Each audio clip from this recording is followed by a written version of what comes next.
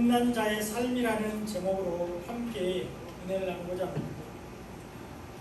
오늘 말씀은 사도 바울이 로마에 있는 성도들에게 보내는 편지입니다. 이 편지에서 바울은 오직 하나님의 사랑과 은혜로 구원받은 성도들이 어떤 삶을 살아야 하는지 권면하고 있습니다. 오직 예수 그리스도의 섬김과 순종으로 거듭난 성도들이 어떻게 살아야 하는지 가르쳐주고 있습니다. 오늘 말씀을 통해서 거듭난 자의 삶이 어떤지 살펴보고 그리스도 안에서 거듭난 우리가 어떻게 살아야 하는지 살펴보면서 은혜를 나누고자 합니다. 거듭나기 전에, 예수 그리스도 안에서 우리가 거듭나기 전에 우리는 죄로 인하여 죽었던 사람들입니다. 우리는 죄 중에서 태어났습니다. 우리는 태어날 때부터 죄인으로 태어났습니다. 우리가 이 땅에 태어나서 무슨 악한 일, 죄를 지을 만한 일을 하지 않았을 때부터 우리는 죄인이었습니다. 그래서 다윗은 시편 51편 5절에서 이렇게 고백하고 있습니다. 내가 죄악 중에서 출생하였으며 어머니가 죄 중에서 나를 잉태하였나이다. 이렇게 고백하고 있습니다. 우리는 태어날 때부터 이미 죄인이었습니다. 그러므로 우리는 죄로 인하여 죽었던 사람들입니다. 우리는 불의로 인하여 사망 가운데 있던 사람들입니다. 그래서 우리는 하나님의 영광이 이르지 못하였고 사망 가운데 있었습니다. 죄의 삭은 사망이라고 로마서 6장 23절에서 말하고 있기 때문입니다. 죄의 삭은 사망이요 하나님의 은사는 그리스도 예수 우리 주 안에 있는 영생입니다. 이렇게 말씀하고 있습니다. 또한 우리는 본질상 진노의 자녀였습니다. 에베소서 2장 3절에 보면 전에는 우리도 다 그 가운데서 우리 육체의 욕심을 따라 지내며 육체와 마음에 원하는 것을 하여 다른 이들과 같이 본질상 진노의 자녀였더니 이렇게 기록되어 있습니다. 전에 우리는 죄 가운데 빠져서 육체의 욕심을 따라서 행했다고 말씀하고 있습니다. 우리는 우리의 마음이 원하는 대로 행했습니다. 그래서 본질상 진노의 자녀였습니다. 전에 우리는 허물과 죄로 인하여 죽었던 사람들입니다. 그런데 이제 우리는 예수 그리스도 안에서 거듭난 사람들입니다. 하나님은 허물과 죄로 죽은 우리를 그리스도와 함께 다시 살리셨습니다. 하나님은 우리를 그리스도 안에서 은혜로 구원을 받게 하셨습니다. 극일이 풍성하신 하나님의 사랑이 그리스도 안에서 우리를 살리셨습니다. 이것이 에베소서 2장 4절 5절에 잘 나와 있습니다. 함께 한번 읽어보겠습니다. 시작. 극일이 풍성하신 하나님이 우리를 사랑하시는 그 큰 사랑을 인하여 허물로 죽은 우리를 그리스도와 함께 살리셨고 너희는 은혜로 구원을 받은 것이라. 우리는 예수 그리스도 안에서 거듭난 사람들입니다. 이것을 바울은 고린도후서 5장 7절에서 새로운 피조물이라 이렇게 말하고 있습니다. 이 말씀 우리가 잘 아는 말씀인데요. 이 말씀도 한번 같이 읽어보겠습니다. 시작. 그런즉 누구든지 그리스도 안에 있으면 새로운 피조물이라 이전 것은 지나갔으니 보라 새 것이 되었도다. 아멘. 우리가 그리스도 안에서 새로운 피조물이 되었다고 말씀하고 있습니다. 우리가 그리스도 안에서 새롭게 다시 태어났다고 바울은 말하고 있습니다. 그러므로 이전 것인 죄와 사망과 율법에서 벗어나서 이제는 새 것인 의와 구원과 복음에 거하는 자가 되었다고 말하고 있습니다. 우리는 그리스도 안에서 거듭난 사람들입니다. 우리는 말씀으로 거듭난 사람들입니다. 베드로전서 1장 23절에 보면 너희가 거듭난 것은 썩어질 씨로 된 것이 아니요 썩지 아니할 씨로 된 것이니 살아있고 항상 있는 하나님의 말씀으로 되었느니라. 이렇게 말씀하고 있습니다. 우리는 썩지 않을 씨로 거듭난 사람들입니다. 여기서 씨는 우리가 잘 알듯이 하나님의 말씀을 의미하고 있습니다. 그리고 이 씨에는 썩지 않을 씨가 있고 썩을 씨가 있습니다. 인간의 계명이나 인간의 행위, 교회의 전통이나 장로들의 유전, 또 사단의 말들이 썩어질 씨입니다. 반면에 썩지 아니할 씨가 있는데 살아있고 항상 있는 하나님의 말씀이 썩지 않는 씨입니다. 예수님께서 십자가에서 우리에게 주신 복음이 썩지 아니할 씨입니다. 우리는 말씀으로 거듭난 사람들입니다. 우리는 복음으로 거듭난 사람들입니다. 그러므로 우리는 거듭난 자의 삶을 살아야 합니다. 말씀으로 거듭난 우리, 복음으로 거듭난 우리들은 거듭난 자의 삶을 살아야 되는데, 첫째로 우리는 우리 몸을 하나님이 기뻐하시는 거룩한 산 제물로 드려야 합니다. 오늘 본문 1절에 보면, 그러므로 형제들아 내가 하나님의 모든 자비하심으로 너희를 권하노니 너희 몸을 하나님이 기뻐하시는 거룩한 산 제물로 드리라. 이는 너희가 드릴 영적 예배니라. 이렇게 말씀하고 있습니다. 우리는 하나님의 사랑과 자비로 구원을 받았습니다. 우리는 예수님의 십자가의 은혜로 구원을 받았습니다. 우리는 썩지 아니할 수 있는 살아있고 항상 있는 말씀으로 구원을 받았습니다. 우리는 복음으로 구원을 받았습니다. 그러므로 우리 몸을 하나님이 기뻐하시는 거룩한 산 제물로 드리라고 말씀하고 있습니다. 그리고 이것이 영적인 예배라고 말씀하고 있습니다. 그러므로 우리는 우리 몸을 하나님이 기뻐하시는 거룩한 산 제물로 드려야 되는데, 제물은 구약의 제사에서 꼭 필요한 재료였습니다. 그리고 바울은 이 제물을 둘로 나누고 있습니다. 산 제물과 죽은 제물로 구분하고 있습니다. 산 제물은 흠이 없는 것입니다. 티가 없는 것, 건강한 것을 말하고 있습니다. 흠과 티가 없으신 예수님을 예표하고 있습니다. 죄가 없으신 예수님을 산 제물이라고 말씀하고 있습니다. 그리고 썩지 아니할 씨, 살아있고 항상 있는 하나님의 말씀을 나타내고 있습니다. 오직 복음, 오직 믿음으로 드리는 것을 말씀하고 있습니다. 이것이 산 제물입니다. 반면에 죽은 제물은 흠이 있는 것, 티가 있는 것, 병든 것을 말합니다. 이런 것은 받지 않겠다고 하나님께서 말씀하셨습니다. 레위기 22장 20절에 보면, 흠 있는 것은 무엇이나 너희가 드리지 말 것은 그것이 기쁘게 받으심이 되지 못할 것입니다. 이렇게 기록되어 있습니다. 예수가 아닌 다른 것으로 드리는 것은 받지 않으신다고 말씀하고 있습니다. 썩어질 수 있는 인간의 의와 행위, 율법으로 드리는 것은 받지 않으시겠다고 말씀하고 있습니다. 믿음으로 드리지 않는 것은 받으시 않는다고 말씀하고 있습니다. 복음으로 드리지 않는 예배는 받지 않겠다고 말씀하고 있습니다. 그러므로 우리는 우리 몸을 하나님이 기뻐하시는 거룩한 산 제물로 드려야 되는데, 우리가 거룩한 산 제물로 드린다는 것, 산 제물로 드린다는 것은 우리가 예수님 때문에 구원받았다는 것을 기억하고 사는 것입니다. 우리가 복음 때문에 영생을 받았다는 것을 기억하고 사는 것입니다. 우리는 죄인으로 태어나서 죄로 인하여 죽었던 사람들인데, 우리는 진노의 자녀로서 죄와 허물로 인하여 죽었던 사람들인데, 그리스도 안에서 거듭났다는 것을 기억하고 살라는 것입니다. 말씀 안에서 새로운 피조물이 되었다는 것을 기억하고 살라고 말하고 있습니다.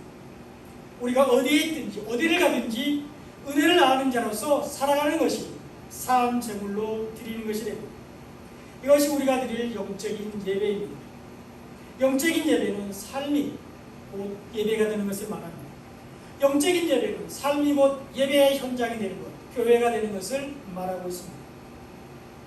주일날 예배 드리는 것만 아니라 하루하루 살아가는 것이 곧 예배가 되는 것을 말합니다.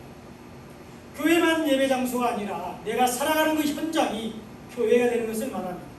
이것이 우리가 드릴 영적인 예배입니다. 세상 사람들은 주일날 우리가 교회 가는 것에 대해서 관심 없습니다. 그죠? 믿지 않는 사람들은 우리가 주일날 교회에서 예배 드리는 것에 관심이 없습니다. 그들은 우리가 말하지 않으면 우리가 주일날 교회 가는 것조차, 우리가 교회를 갔다는 것조차 알 수 없습니다. 그들은 주일날 우리가 교회에서 예배 드리는 것에 관심 없습니다.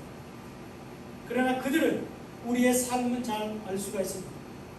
주일이 아닌 평상시에 우리가 어떻게 사는지는 그들이 잘 알 수 있다는 것입니다. 그러므로 우리가 주일날 아무리 거룩하게 예배를 잘 드린다 해도 평상시에 우리의 모습이 그들에게 본이 되지 못하면 하나님의 영광을 가리게 되죠. 6일간의 우리의 삶이 그들에게 그리스도인으로서 거듭난 자로서 인정을 받지 못하면 우리가 복음을 전하지 못하게 된다는 것입니다. 우리 삶이 하나님께 영광이 되는 것, 이것이 우리가 드릴 영적인 예배입니다.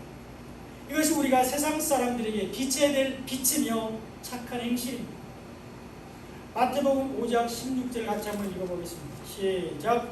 이같이 너희 빛이 사람 앞에 비치게 하여 그들로 너희 착한 행실을 보고 하늘에 계신 너희 아버지께 영광을 돌리게 하라. 아멘. 우리가 사람들 앞에 비춰야 할 빛은 말씀 안에서 사는 것입니다. 우리가 사람들 앞에서 행할 착한 행실은 복음 안에서 사는 것입니다.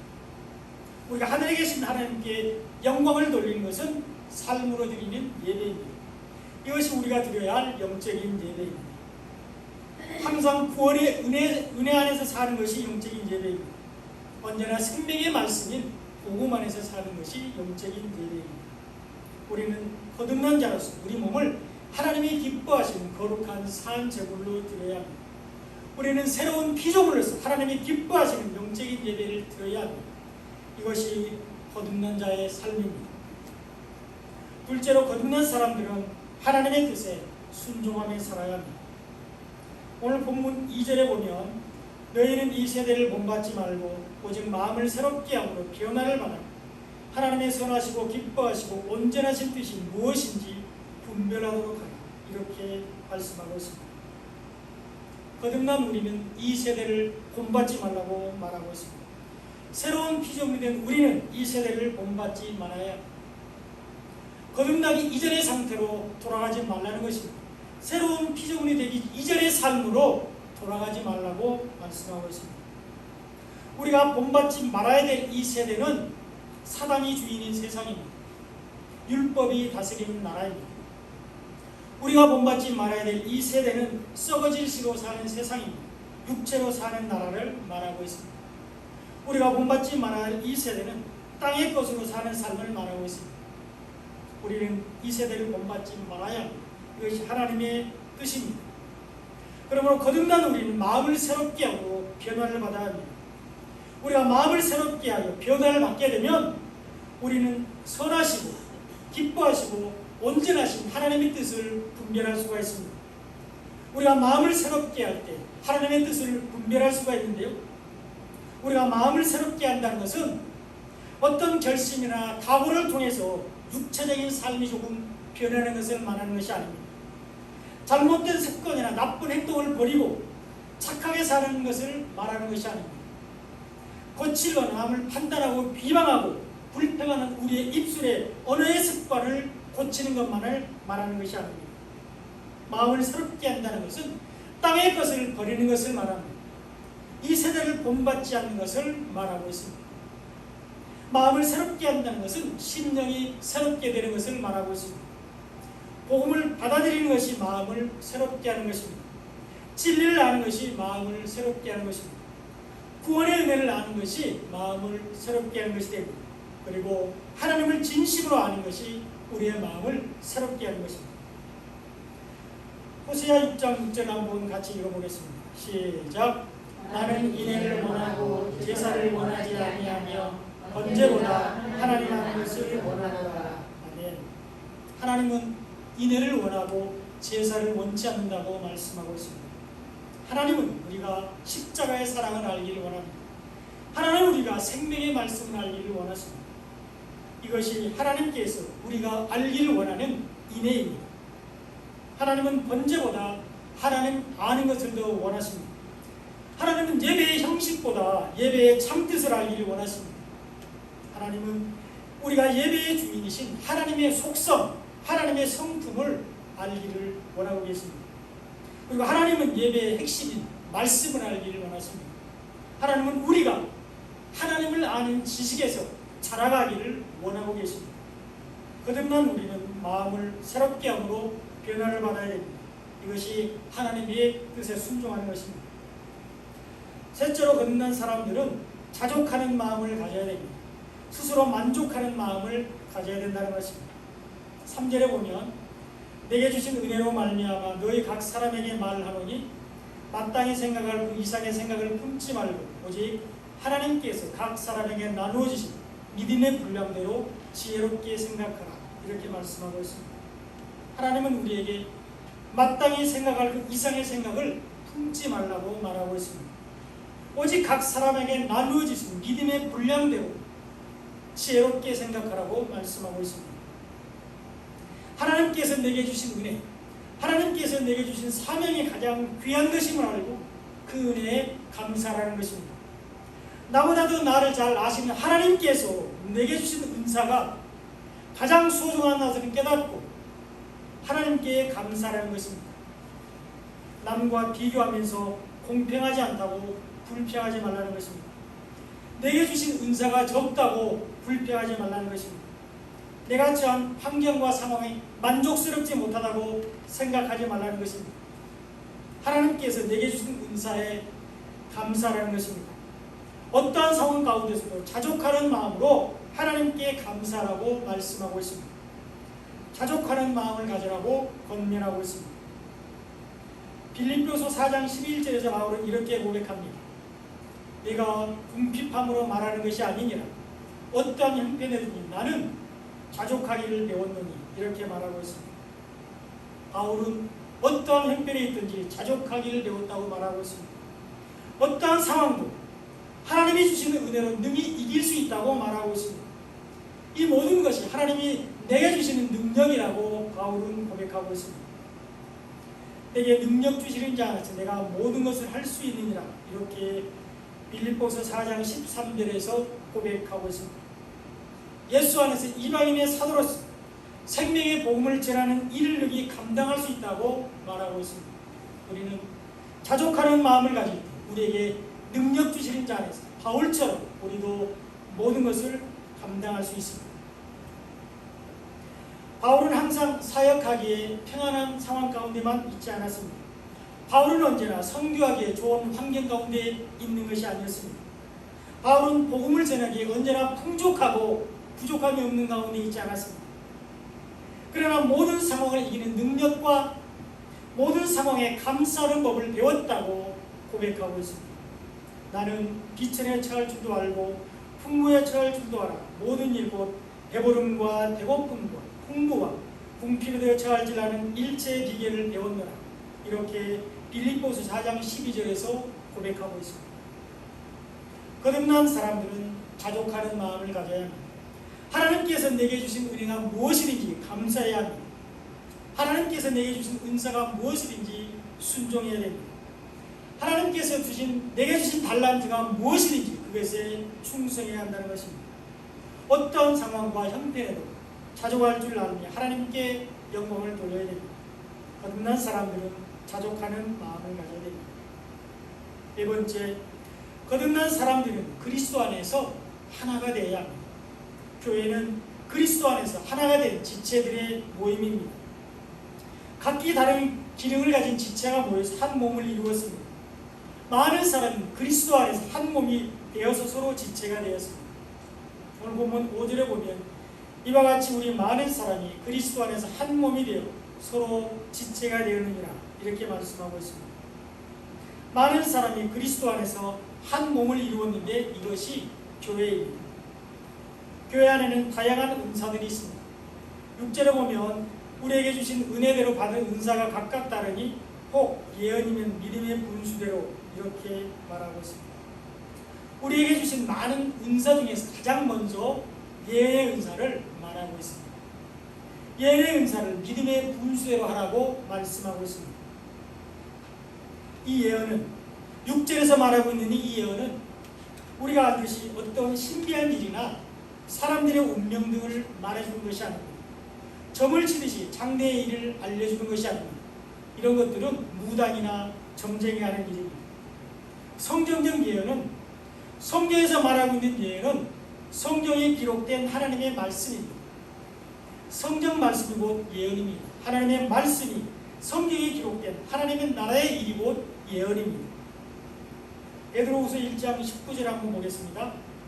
또 우리에게는 더 확실한 예언이 있어 어두운 데를 비추는 등불과 같으니 날이 새어 샛별이 너희 마음에 떠오르기까지 너희가 이것을 주의하는 것이 옳으니라 이렇게 기록되고 있습니다. 우리에게도 확실한 예언이 있는데 어두운 데를 비추면 등불과 같다고 말하고 있습니다. 어두운 데 흑암을 비추는 등불은 빛으로 오신 예수님을 말씀하고 있습니다.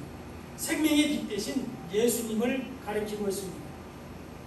이 빛이 날에 새어서 샛별이 되어 우리 마음에 떠오르는데 땅이 공허하고 혼돈하며 흑암이 깊음 위에 있을 때에 하나님이 만드신 빛 대신 예수님을 말씀하고 있습니다. 이것이 창세기 1장 2절로 3절이 잘 나와 있습니다. 땅이 혼돈하고 공허하며 흑암이 깊음 위에 있고 하나님의 영은 수면 위에 운행하시며 하나님이 이르시되 빛이 있으라 하시니 빛이 있었고 이렇게 말씀하고 있습니다. 하나님이 빛을 만드사 빛과 어둠을 나누시고 낮과 밤으로 부르셨습니다. 이 빛이 예수님이며 이 빛에 다니는 자, 이 빛에 거하는 자는 낮에 다님으로 생명을 얻습니다. 이 빛이 없는 자는 어둠에 다니고 밤에 다니기 때문에 사망 가운데 있게 됩니다. 이제 이 빛이 말씀으로 우리 가운데 거하시며 그것을 증명하시는 분이 성령님이십니다. 이 빛에 대해 기록한 책이 바로 성경입니다. 예수님에 대해서 기록한 책이 성경책입니다. 말씀으로 오실 예수님과 말씀으로 이미 오신 예수님에 대해서 기록한 책이 성경책입니다. 성경의 모든 말씀이 예언입니다. 성경에 있는 하나님의 말씀, 복음이 예언입니다. 이것이 우리에게 있는 더 확실한 예언입니다. 그러므로 우리는 무엇보다도 예언하기를 힘써야 합니다. 그래서 오늘 본문 6절에서 각종 은사 중에서 예언을 가장 먼저 하라고 말하고 있습니다. 믿음의 분수대로 예언을 하라고 말씀하고 있습니다. 부지런히 성경에 기록된 하나님의 말씀을 전하라고 말씀하고 있습니다. 또한 7절로 8절에 보면 많은 은사가 나오고 있습니다. 꼭 섬기는 일이면 섬기는 일로, 꼭 가르치는 자면 가르치는 일로, 꼭 위로하는 자면 위로하는 일로, 구제하는 자는 성실함으로, 다스리는 자는 부지런함으로, 공의를 베푸는 자는 즐거움으로 할 것입니다. 이렇게 말씀하고 있습니다. 교회 안에 다양한 은사가 있다고 말하고 있습니다. 그리스도 안에서 한 몸인 성도들에게 다양한 은사를 주셨다고 말씀하고 있습니다. 그러면 우리는 이 은사들을 잘 감당해야 하는데 예수님 안에서 감당해야 됩니다. 은혜 안에서 감당해야 됩니다. 복음 안에서 은사들을 잘 감당해야 됩니다. 예수님 없이 은혜와 복음이 빠지면 나의 의가 나타나게 됩니다. 나의 행위를 자랑하게 됩니다. 그리고 이것이 교만이 됩니다. 거듭난 사람들은 그리스도 안에서 하나가 되어야 합니다. 다섯 번째로 거듭난 사람들은 서로 사랑해야 합니다. 거듭난 사람들은 그리스도 안에서 지체된 형제와 자매를 사랑해야 합니다. 오늘 본문 10절에 보면 형제를 사랑하여 서로 우애하고 존경하기를 서로 먼저 하며 이렇게 말씀하고 있습니다. 형제를 사랑하라고 말하고 있습니다. 형제를 사랑하여 서로 우애하고 존경하기를 서로 먼저 하라고 말씀하고 있습니다. 그런데 여러분, 여기서 말하고 있는 우리가 사랑해야 할 형제는 바로 예수님을 말하고 있습니다. 예수님을 사랑하라는 거예요. 그리고 우리가 서로 우애하고 존경하기를 먼저 해야 할 대상은 그리스도 안에서 한 몸이 된 지체들, 예수님 안에서 한 형제된 성도들을 말하고 있습니다. 마태복음 5장 21절로 22절에 보면 이렇게 기록되어 있습니다. 옛사람에게 말한 바 살인하지 말라. 누구든지 살인하면 심판을 받게 되리라는 것을 너희가 들었으나 나는 너희에게 이르노니 형제에게 노하는 자마다 심판을 받게 되고 형제를 대하여 나가라 하는 자는 공회에 잡혀가게 되고 미련한 놈이라 하는 자는 지옥불에 들어가게 되리라. 이렇게 예수님이 말씀하셨습니다. 구약의 말씀을 예수님께서 마태복음 5장에서 상상수훈에서 다시 해석해주고 있습니다. 다시 풀어주고 있죠. 살인하면 심판을 받게 된다고 말하고 있습니다. 세상에서는 사람을 죽이면 법에 따라 심판을 받게 됩니다. 죄의 대가를 치르게 되는데 심판을 받는 대상은 육체입니다. 그래서 육체를 옥에 가두고 어떤 나라에서는 그 육체를 사형에 처하기도 합니다. 그러나 그 영혼은 회개하면 구원을 받습니다. 그렇죠? 감옥에서 회개하고 구원받는 사람들이 많습니다. 그러므로 방금 읽은 마태복음 5장 21절에 말하고 있는 예수님이 다시 해석해주고 있는 이 살인은 사람을 죽이는 것이 아니라는 것을 말하고 있습니다.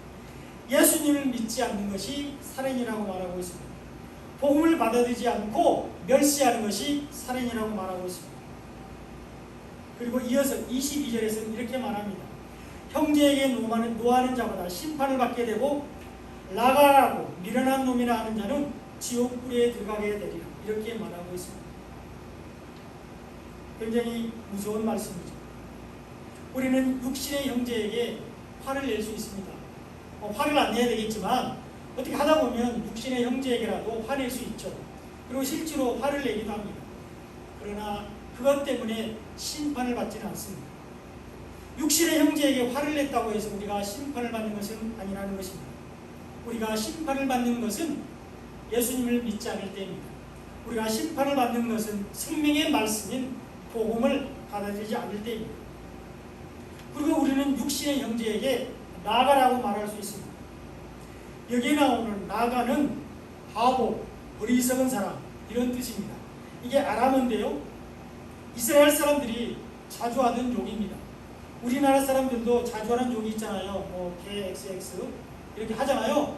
이렇듯 이스라엘 사람들 그때 당시에 나가 이렇게 얘기를 많이 했어요.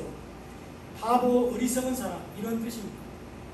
우리는 하나님 육신의 형제에게 욕할 수 있죠. 우리는 육신의 형제에게 미련한 놈이라고 어리석다고 말할 수 있습니다. 그러나 그것 때문에 지옥불에 들어가지는 않습니다. 육신의 형제를 욕하고 무시했다고 우리가 지옥불에 들어가는 것이 아닙니다. 우리가 지옥불에 들어가는 것은 예수님을 믿지 않을 때입니다. 우리가 영원히 꺼지지 않는 지옥불에 들어가는 것은 생명의 말씀인 복음을 받아들이지 않을 때입니다. 그러므로 오늘 본문 10절에서 말하는 형제, 우리가 사랑해야 될 형제는 육신의 형제가 아니라 영적인 형제인 예수님을 말씀하고 있습니다. 우리의 영원한 큰형 되신 예수님을 말씀하고 있습니다. 우리의 영원한 고일러오신 예수님, 우리의 영원한 기업 되시는 예수님을 말씀하고 있습니다. 그러므로 이 예수님에게 화를 내고 욕하고 미련한 놈이라고 멸시하는 것은 우리를 구원하시기 위해서 이 땅에 오신 예수님을 믿지 않는 것을 말하고 있습니다. 예수님의 십자가와 부활을 부인하는 것을 말하고 있습니다. 그리고 예수님이 전한 하나님의 말씀, 생명의 말씀인 복음을 믿지 않고 받아들이지 않는 것을 말하고 있습니다. 이런 사람들은 심판을 받게 됩니다. 이런 사람들은 지옥불에 들어가게 됩니다. 우리는 예수님을 사랑하기 때문에 교회 안에 있는 지체와 사이좋게 지내야 합니다. 우리는 예수님을 사랑하기 때문에 그리스도 안에서 한 몸을 이룬 형제를 존경해야 됩니다. 우리는 예수님의 사랑이 우리 안에 있기 때문에 서로 높이고 존중해야 됩니다. 예수님의 사랑이 우리에게 넘치기 때문에 내가 먼저 지체를 귀하게 여겨야 됩니다. 아무 일에든지 다툼이나 허용으로 하지 말고 오직 겸손한 마음으로 각각 자기보다 남을 낮게 여기고, 이렇게 바울은 빌립보서 2장 3절에서 권면하고 있습니다. 겸손한 마음으로 자기보다 남을 낮게 여기라고 권면하고 있습니다. 거듭난 사람들은 서로 사랑해야 합니다. 이 사랑에는 거짓이 없습니다. 오늘 본문 9절에 보면 사랑에는 거짓이 없나니 악을 미워하고 선에 속하라 이렇게 말씀하고 있습니다. 하나님은 자기 아들을 죽이시기까지 우리를 사랑하셨습니다. 예수님은 자기 목숨을 버리시기까지 우리를 사랑하셨습니다. 그리고 이 사랑은 결단코 거짓이 아니며 이 사랑이 우리를 선에 이르게 하십니다. 이 사랑이 우리를 생명에 이르게 합니다. 이 사랑이 우리를 영생에 이르게 합니다. 이 사랑이 우리를 복음에 이르도록 복음 안에서 천국에 이르게 하는 것입니다. 이 사랑은 진실하여 모든 사람을 구원에 이르게 합니다. 우리도 거짓 없이 형제를 사랑해야 됩니다. 거듭난 사람들은 형제를 사랑해야 됩니다. 마지막으로 거듭난 사람들은 열심을 품고 주를 섬겨야 합니다. 11절에 보면 부지런하여 게으르지 말고 열심을 품고 주를 섬기라 이렇게 말씀하고 있습니다.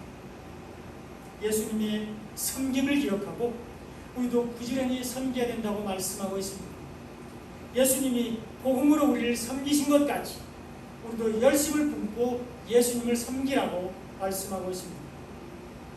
예수님을 섬긴다는 것은 예수님께 순종한다는 것입니다. 섬김이 곧 순종입니다. 그러므로 주를 섬긴다는 것은 예수님께 순종하는 것이니 예수님께 순종하라는 것은 예수님의 말씀에 순종하라는 것입니다. 그리고 예수님의 말씀에 순종하라는 것은 예수님이 우리에게 주신 복음에 순종하는 것을 말합니다. 그리고 복음에 순종하는 것은 우리가 복음 안에 거하는 것입니다. 복음 안에서 사는 것이 복음에 순종하는 것이 됩니다. 복음을 잊어버리지 않고 주님 오실 때까지 기억하고 간직하고 사는 것이 복음에 순종하는 것입니다. 이것이 주님을 섬기는 것입니다. 이제 말씀의 결론입니다. 전에 우리는 죄로 인하여 죽었던 사람들입니다. 전에 우리는 본질상 진노의 자녀들이었습니다. 하나님은 그런 우리를 그리스도 안에서 거듭나게 하셨습니다.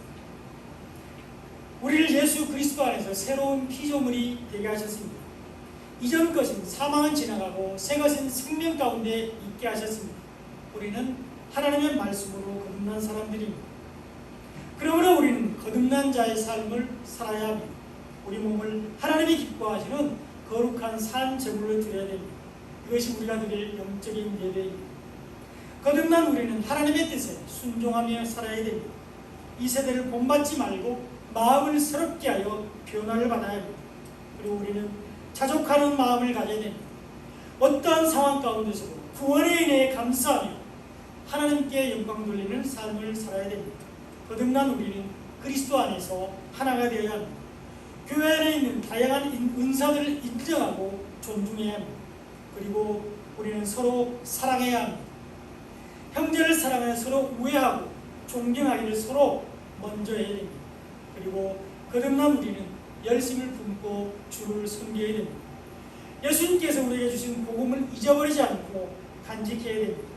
주님 다시 오실 때까지 그 복음 안에서 사는 것이 주님을 섬기는 것입니다. 사랑하는 성도 여러분, 하나님은 허물과 죄로 죽었던 우리를 그리스도와 함께 살리셨습니다. 하나님은 그리스도 안에서 우리를 은혜로 구원을 받게 하셨습니다. 하나님의 사랑이 그리스도 안에서 우리를 다시 살리셨습니다. 이 은혜에 감사하며 거듭난 자의 삶으로 하나님께 영광 돌리는 삶을 사시기 바랍니다. 이 구원의 은혜에 감사하며 거듭난 삶으로 주님께 기쁨을 올려드리는 삶을 사시기를 간절히 축원드립니다. 하나님은 우리가 거듭난 자의 삶을 살기를 원하십니다. 기도드리겠습니다.